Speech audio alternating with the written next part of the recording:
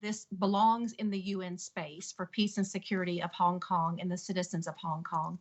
The recent actions of the Chinese Communist Party and General Secretary Xi have given us absolutely no other choice. The fact that they have broken their treaty obligations. And this is an issue that I am going to continue to shine a light on, to continue to force into the UN space, because this belongs in the Security Council. You know, the president is very serious. He will be taking actions. We will be obviously only placing sanctions on China and the people that are indirect or directly responsible for any actions against the citizens of Hong Kong. What sort of actions can you see in the United Nations, especially when you cannot really officially raise it at the Security Council, given Beijing's opposition to this? You know, I think it's my responsibility as the president puts forth his actions, and there will be very swift actions that will be felt, which will then increase the dialogue within the Security Council. And it is an issue that I am trying to incorporate into different dialogues that I'm having with ambassadors, whether it's during the council to be able to bring this up again with human rights issues with China, any area that I can bring this up within the Security Council to continue to raise the importance and the relevance of the fact that we care about the people of Hong Kong, we care about their plight, the fact that they have been a bastion of freedom, they are free enterprise, and this is something that is very serious when China, the Communist Party, comes in and breaks a treaty. I mean, we have a treaty they do with the British, and we want to make certain that they uphold that treaty.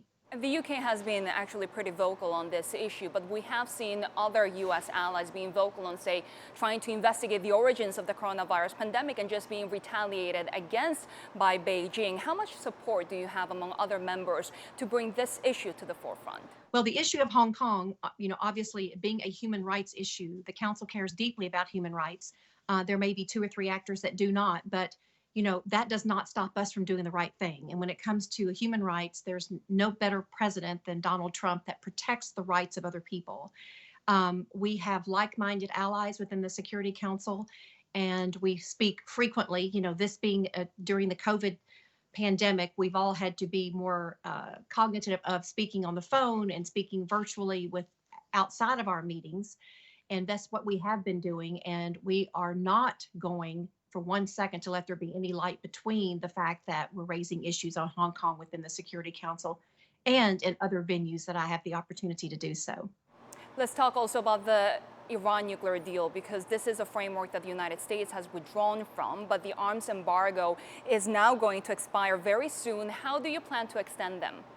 You know, we are working on this daily. I mean, I must say that I have an incredible team at the USUN, and even though we all are working outside of the mission, everybody, this is the focus, the Iran embargo, and we plan on making certain that on October the 18th, that we do have a renewal of the embargo. We cannot let this expire, because can you imagine on October the 18th, if this does expire, then on October the 19th, I want you to visualize all of the malign actors with Iran selling them weaponry.